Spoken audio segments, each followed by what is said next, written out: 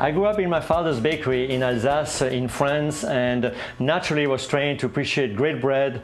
Great bread, just the recipe that I want to share with you today, flavored with some walnuts and raisins and rosemary.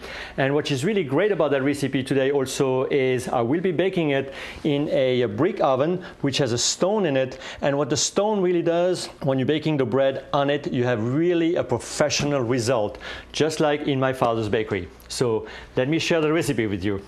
I have some yeast and I have a little bit of a lukewarm water. The lukewarm water is just to get the yeast really started, and what I'm going to do here, I'm just going to add the yeast in the water, stir it up, and what you really want, you want to let it sit probably for about 3 to 5 minutes to make sure that actually that mixture just foams up. And when it foams up, that means you know that that yeast is really alive, and later on we'll rise the whole bread. And now I'm moving over to my food processor, and I have my 3 flours here. I have rye flour, I'm gonna put that in, and I have some whole wheat flour, and I have also some bread flour. So then I'm adding a little bit of salt, just a tiny little bit of salt. There you go, and some oil. So once I have that, I'm just going to put the cover on it and just going to pulse it for about 10 seconds.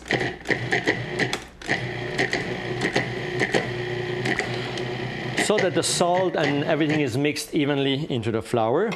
Then I'm just going to pour the liquid over it.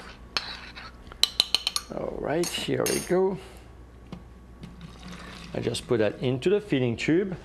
So that was the yeast, and just going to run it now until really the dough comes together and forms a ball. And you see, as soon it really comes together, see, I just want to show you how you can see it. You can mix it a little bit, and at that stage the dough is ready. So you see how easy really it is to make. So at that stage, let me take it out from the cup, and I'm just going to transfer that on the cutting board, and I'm just going to nicely knead that dough together. And I can feel how, by having worked the dough, how elastic the dough will be, and that's exactly the consistency that you really want. It's like basically putting some stress on that dough, and then after that you let it rise slowly and let it rest.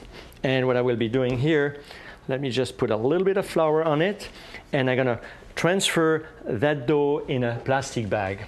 And the plastic bag, just avoid that the crust builds up, because if a crust builds up, automatically the dough wouldn't rise as well. So here I'm gonna transfer that, punching down a little bit, gonna close my bag, and just gonna let that rest in a warm area in the kitchen for about an hour and a half ago, until basically that dough doubles the volume. So here we have the dough going. Once I have that, I have one which is ready right here. And you see really how that dough has actually doubled in size. And that's exactly how I want it. So we're gonna take it out from the bag. And you really wanna flour the dough like I showed you, so it doesn't stick actually on the bag. I'm just gonna punch it down in order to work it. You see, so I'm just gonna use my fingers and just to spread it out in kind of a square. And once I have that, I will add those fabulous ingredients. So again, I have my raisins right over here, and I have my walnuts. So we're gonna spread all those inside here, and of course the rosemary, which really gonna make a big difference later on when you're gonna be baking the bread, and probably later on when you're gonna bake the bread, the entire house probably will smell rosemary, and that's probably those memories that I have from home when they were baking the bread. So you see, I'm just gonna knead everything into the dough, just like that. And at that stage, you have not to worry about overworking the dough at all. You just see, you just work it up. Like I said, you put all stress on that dough, and then the dough will rest again and actually will rise. I have a little bit of corn flour.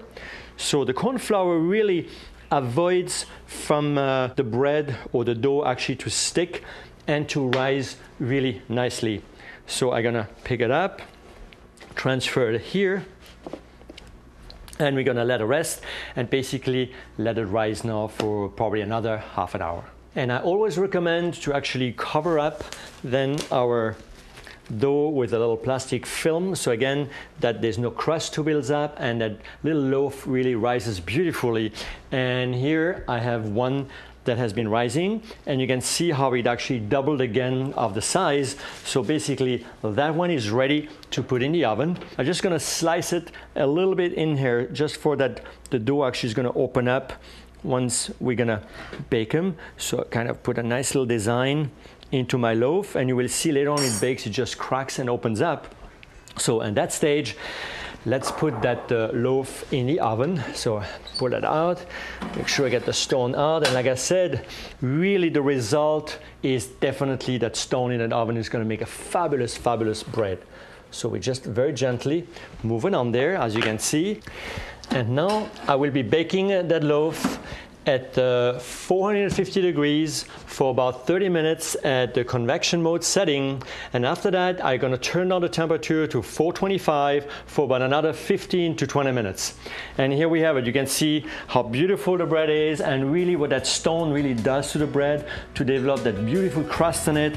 And then therefore you can see the nuts and the walnuts, and it's actually the best bread you can bake at home. And again, you will have the entire aroma in your entire house. So I hope you try it.